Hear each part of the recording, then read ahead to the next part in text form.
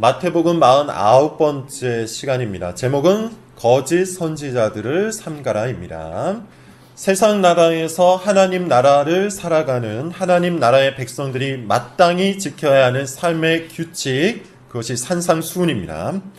우리는 이제 산상수훈의 마지막 부분에 와 있는데요. 지금까지도 그랬지만 이 마지막 부분은 더욱더 선명합니다. 특별한 해석이 필요 없을 정도로 분명하고 선명하게 그 의미를 우리에게 전달해주고 있죠. 지난 시간에 살펴본 것처럼 예수님은 지금 우리에게 두 개의 문, 두 개의 길을 소개하고 계세요. 지금 너희들이 어디에 서 있는지 그것을 확인해 보라는 것입니다. 오늘도 마찬가지예요. 이 두 개의 시리즈는 계속되고 있는데 두 개의 나무, 두 개의 열매를 말씀하고 계세요. 다음 주에도 계속됩니다. 다음 주에는 두 개의 집 이야기가 나와요. 반석 위에 지은 집, 모래 위에 지은 집. 이런 대조법은 예수님이 가르치고 계신 산상수훈, 곧 기독교 신앙의 본질이 매우 명확하고 정확하고 선명하다는 것을 뜻해요. 복잡하지 않습니다. 혼란스럽지가 않습니다. 애매하지가 않아요. 세상 나라의 가치관대로 살아가는 사람도 사실은 꽤나 명확하게 삽니다. 생각해보면 그래요. 아주 세속적으로 살아요. 세상 나라의 가치관대로 살아가는 사람은 돈을 위해서 삽니다. 복잡할 게 없어요. 세상 나라의 가치관대로 사는 사람은 평판을 위해서 삽니다. 애매하지가 않아요. 성공과 재물을 의지하면서 살아요. 혼란스럽지가 않죠. 근심과 걱정과 염려와 불안과 공포가 그의 감정을 지배하면 그냥 그 감정대로 삽니다. 어렵지가 않아요. 마음속에 쓰디쓴 감정을 가진 채 사람들을 대합니다. 원래도 자기 중심적으로 태어난 사람이 자기 중심적인 세상에서 더욱더 자기 중심적인 인생관을 만들며 아주 확고하게 자기 중심적으로 살아가는 선명한 삶, 그것이 세상 나라의 가치관대로 살아가는 사람의 삶이에요.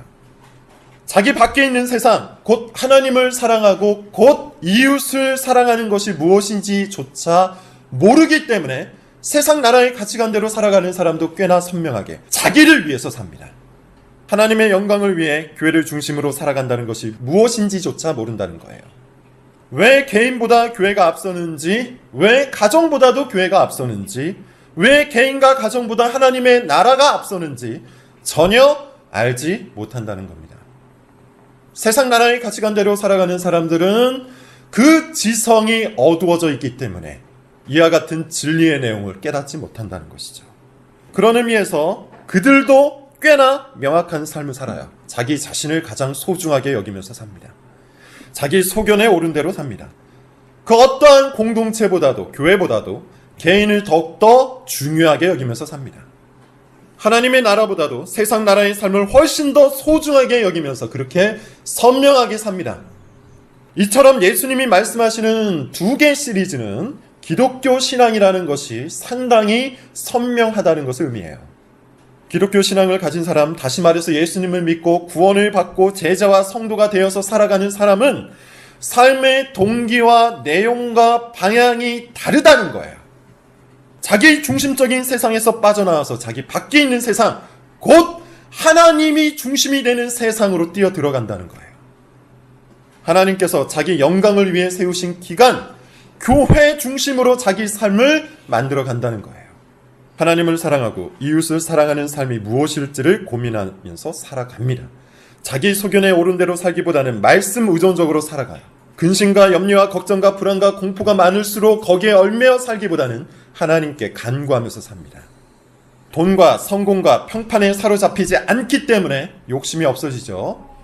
욕심이 없어지기 때문에 삶이 단순해집니다. 하나님 나라에 속해서 살아가는 사람은 생활이 아주 선명하고 분명하고 단순해져요. 이것이 예수님이 말씀하시는 두 개의 길, 좁은 길과 넓은 길의 의미예요. 물론 그것은 단번에 완성되는 것은 아닙니다. 한꺼번에 근심 걱정이 없어지고 한꺼번에 돈과 평판의 압력에서 벗어나게 되고 한꺼번에 하나님과 사람들을, 교회를 사랑하게 된다는 뜻은 아니에요. 길이라는 표현은 우리가 가야 할 길이 남아 있다는 뜻이죠. 그럼에도 불구하고 하나님 나라에 속한 사람은 확실하게 그쪽 동기를 바라보면서 걸어갑니다. 그쪽 방향을 갖고 걸어갑니다. 그쪽의 내용을 품고 살아갑니다. 때로는 천천히 갈 수도 있을 겁니다. 때로는 이탈할 수도 있을 겁니다. 때로는 넘어질 수도 있을 겁니다. 그럼에도 불구하고 세상 나라에 속한 사람과 하나님 나라에 속한 사람의 삶의 내용은, 삶의 방향은, 삶의 동기는 분명히 다릅니다. 이번 주에 떠들썩한 사건 하나가 있었죠. 어떤 장군에게 배치된 공관병을 장군 부인이 마구잡이로 부려먹었다는 뉴스가 있었어요. 전자팔찌 같은 호추배를 부착해 놓고서는 시도 때도 없이 불러서 아주 하찮은 일을 시키고, 잘못하면 혼을 내고, 아들의 옷까지 빨래하도록 시키고, 심지어는 병사의 부모까지 욕했다는 이야기입니다. 정말 갑질 중에 갑질을 한 거죠. 두려움에 떨다 못한 병사 한 명은 자살 시도까지 했었다니 정말 악질입니다.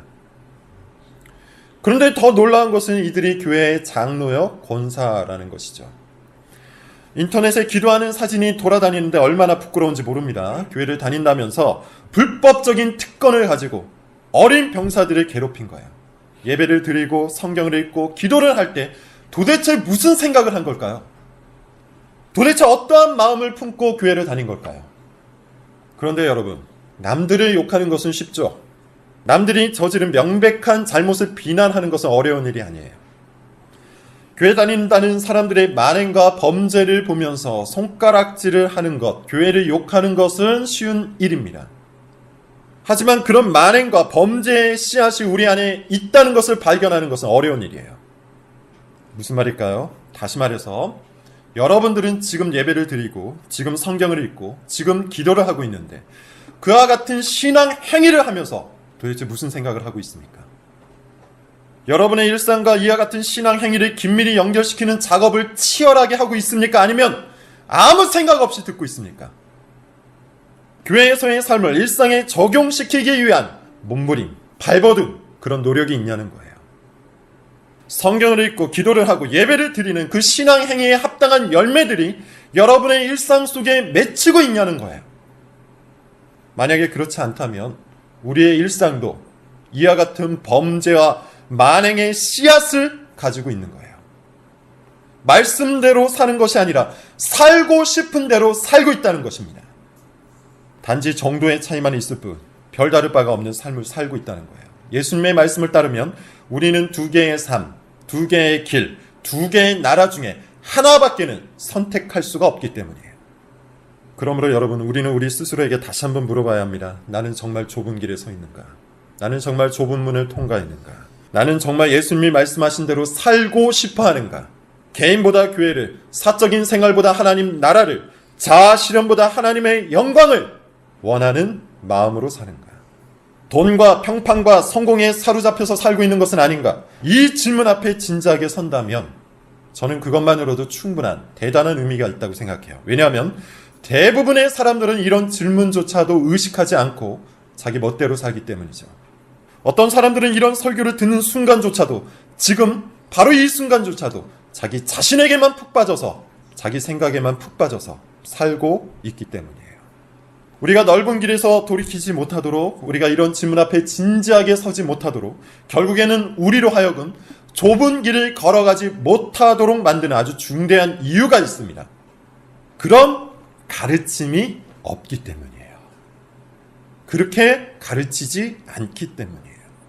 오늘날 우리가 다니고 있는 교회는, 오늘날 우리가 살아가고 있는 이 세상과 너무나도 많은 가치관을 공유하고 있다는 말이에요.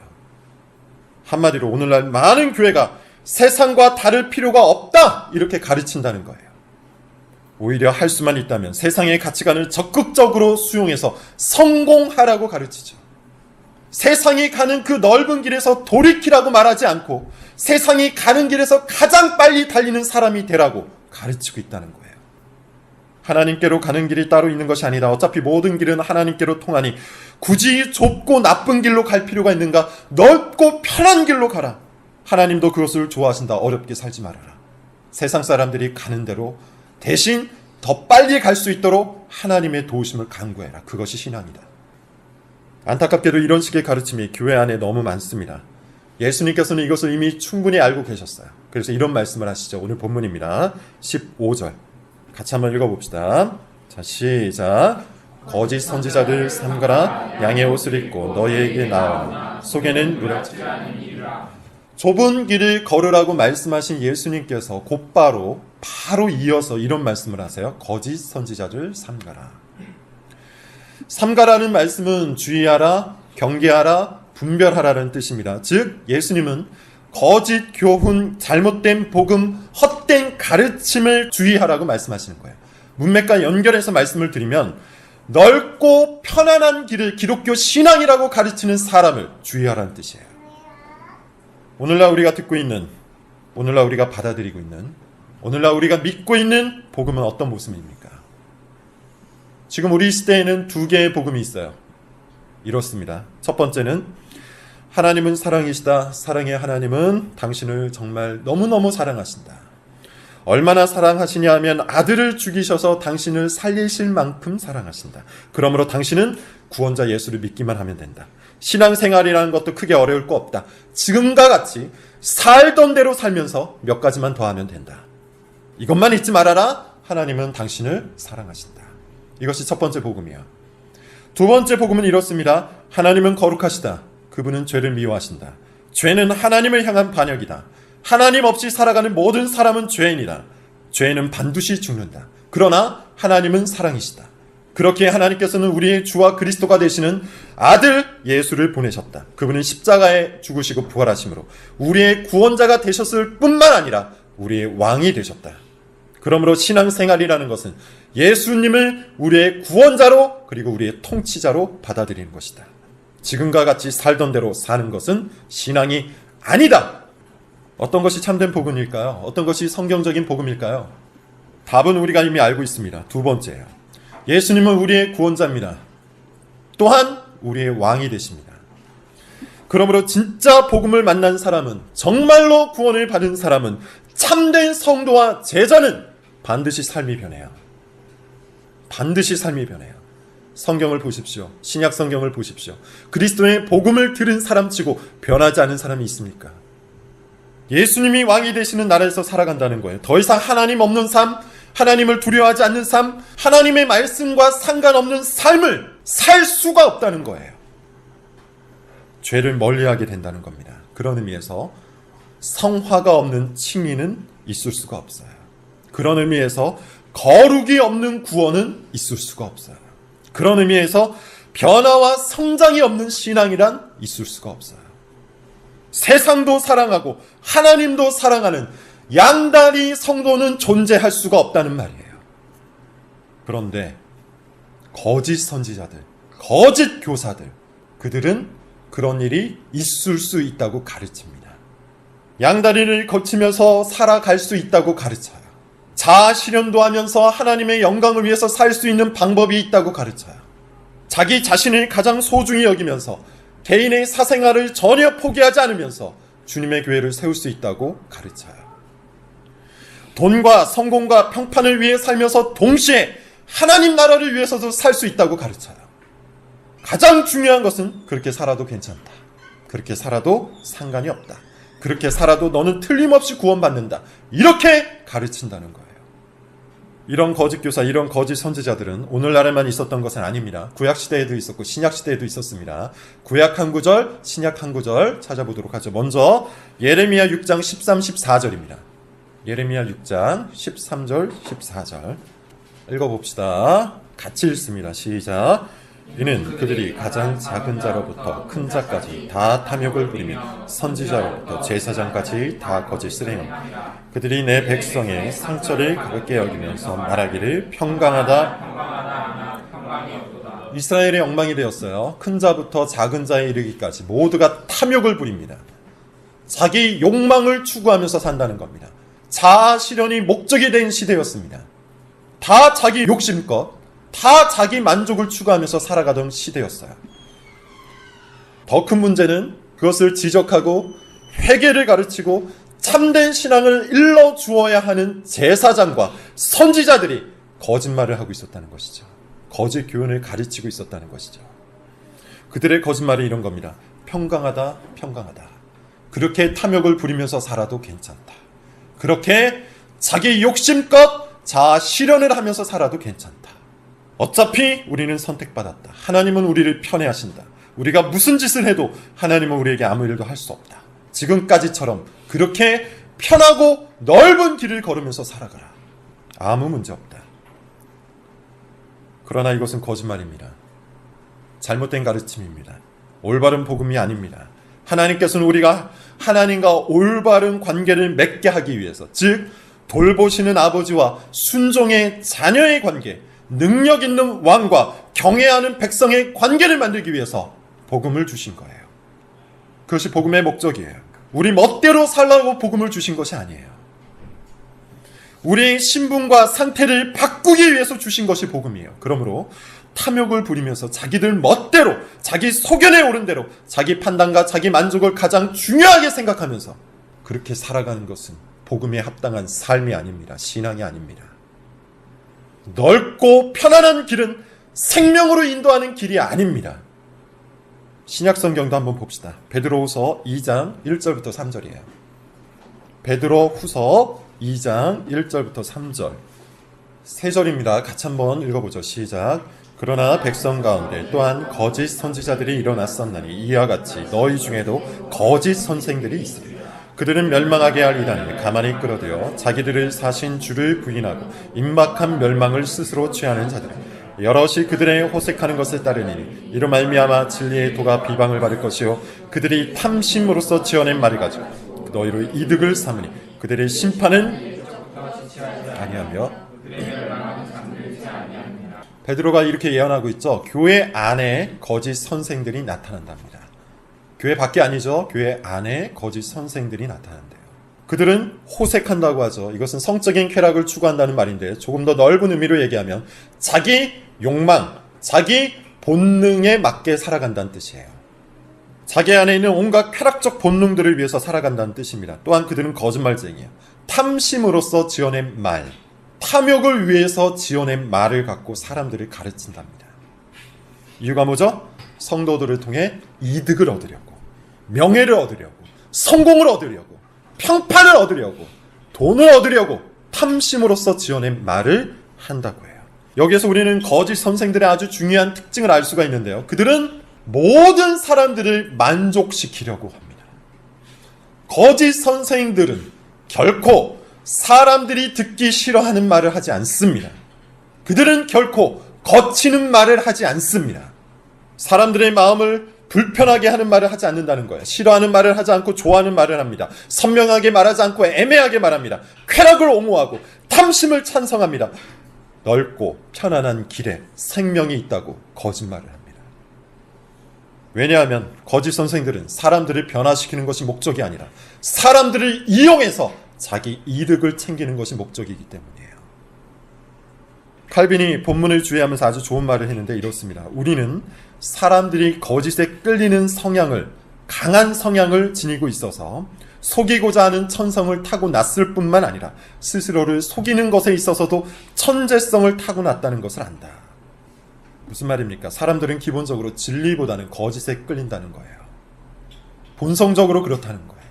이유가 뭘까요? 왜 사람들은 진리를 사랑하지 않고 거짓을 사랑할까요? 왜 진리를 따라가지 않고 거짓을 따라갈까요? 진리는 하나님 중심을 가르치지만 거짓은 자기 중심을 가르치기 때문이에요. 진리는 자기 부인을 가르치지만 거짓은 자기 실현을 가르치기 때문이에요. 진리는 하나님 영광을 가르치지만 거짓은 자기 성공과 평판을 가르치기 때문이에요. 모든 거짓말은 자기 중심이라는 일정한 방향성을 갖고 있기 때문에 죄인들이 좋아합니다. 그래서 거짓 교사들이 때로는 승리를 하고 거짓 선생들이 교회 안에서 커다란 성공을 하고 거짓 선지자들이 강한 세력을 얻게 되는 거예요. 오늘 본문 15절을 다시 보세요. 거짓 선지자들은 어떻게 다가온답니까? 양의 옷을 입고 다가온다고 하죠. 겉으로 볼 때는 모른다는 뜻이죠. 누가 봐도 선합니다. 누가 봐도 부드럽고 누가 봐도 온유하고 누가 봐도 착합니다. 마치 양처럼 순하다는 거예요. 그런데 그 속에는 무엇이 있습니까? 노략질하는 이리가 들어가 있대요. 무엇을 노략질하는 겁니까? 성도의 영혼을 노략질하는 것이죠. 멸망으로 인도하는 넓고 편안한 그 길에 서 있는 사람들에게 돌이키라고 회개를 요청하지 않고 괜찮다, 평강하다. 그 길에 생명이 있다고 거짓말을 한다는 것이죠. 예수님은 이런 거짓 선지자들을 삼가라고 얘기하세요. 그리고 분별하는 방법을 일러주시는데 본문 16절부터 20절입니다. 자, 같이 한번 읽어보도록 하죠. 16절부터 20절 시작. 그들의 열매로 그들을 알지니 가시나무에서 포도를 뜯어넘고 귀에서 무화과를 따르느냐. 이와 같이 좋은 나무마다 아름다운 열매를 맺고 못된 나무가 나쁜 열매를 맺나니 좋은 나무가 나쁜 열매를 맺을 수 없고 못된 나무가 아름다운 열매를 맺을 수 없느니라. 아름다운 열매를 맺지 아니하는 나무마다 지켜 불에 던져지느니라. 이러므로 그들의 열매로 그들을 알리라. 길게 썼지만 사실 내용은 간단하죠. 거짓 교사들, 거짓 선생들을 구별할 수 있는 방법이 뭡니까? 열매를 통해서 구분할 수 있다고 합니다. 좋은 나무는 좋은 열매를 맺고 나쁜 나무는 나쁜 열매를 맺는다. 이렇게 이야기하면서 열매를 통해서 그들을 분별할 수 있다고. 그런데 중요한 것이 있죠. 열매가 뭘까요? 그 열매가 무엇인지 21절, 23절에 읽고 계속 설명을 해보도록 하죠. 21절부터 23절입니다. 시작. 나더러 주여 주여 하는 자마다 다 천국에 들어갈 것이 아니요 다만 하늘에 계신 내 아버지의 뜻대로 행하는 자라야 들어가리라. 그날에 많은 사람이 나더러 이르되 주여 주여 우리가 주의 이름으로 선지자 노릇하며 주의 이름으로 귀신을 쫓아낸 주의 이름으로 많은 권능을 행하지 아니하였나이까 하니 그때에 내가 그들에게 밝히 내가 너희를 도무지 알지 못하니 불법을 행하는 자들아 내게서 떠나가라. 거짓 선지자들을 삼가하라. 거짓 교사들을 분별하라고 말씀하신 예수님은 이어서 불법을 행하는 자들에 대해서 이야기합니다. 즉 거짓 교사와 불법을 행하는 자들은 동의어예요. 같은 사람들입니다. 그런데 이 불법을 행하는 자들이 얼마나 대단한 사람들입니까? 본문을 보시면 이렇게 표현을 합니다. 선지자 노릇을 했대요. 귀신을 쫓아냈대요. 권능을 행했대요. 누가 봐도 엄청난 실력, 영적인 실력을 갖춘 사람 같아요. 오늘날로 말하면 방언의 은사도 받고 예언의 은사도 받고 신유의 은사도 받은 거예요. 거기다가 설교도 아주 잘합니다. 말만 하면 수많은 사람들이 빨려 들어갈 만큼 탁월한 연설 실력을 갖추고 있어요. 입만 열면 하나님 이야기를 하고 예수님 이야기하고 성경 이야기를 합니다. 모든 사람들이 한 번이라도 만나고 싶어 할 만큼 아주 존경할 만한 그런 모습을 갖춘 탁월한 설교자, 탁월한 목회자, 그런 설교자를 한번 생각해 보세요. 누가 있을까요? 어찌됐든 그런 사람이 예수님 앞에 갔는데 예수님이 이렇게 말씀하신답니다. 내가 너희를 도무지 알지 못하니 불법을 행하는 자들아 내게서 떠나가라. 어떻게 된 일일까요? 어떻게 된 일일까요? 힌트는 21절에 있습니다. 제가 한번 읽어볼게요. 나더러 주여 주여 하는 자마다 다 천국에 들어갈 것이 아니요 다만 하늘에 계신 내 아버지의 뜻대로 행하는 자라야 들어가리라. 할 것을 다 했는데요. 한 가지만 하지 않았습니다. 무엇을 안 했습니까? 아버지의 뜻대로 살지 않은 거예요. 신유의 은사도 있고 선지자 노릇도 하고 사람들에게 크게 인정을 받을 만큼 탁월한 설교자이기도 한데 딱 하나 그의 삶 속에 하나님의 원하시는 뜻이 없었다는 거예요. 좁은 길을 걷지 않은 거예요. 넓고 편안한 길을 걸으면서 그것이 생명으로 인도하는 길이라고 착각을 한 겁니다. 뿐만 아니라 다른 사람들에게도 그렇게 가르친 거예요. 괜찮다. 봐라. 나도 그 길에 서 있지 않느냐. 이 넓고 편안한 길을 걷는 것이 뭐가 문제냐. 자기를 만족시키면서 사는 것이 뭐가 문제냐.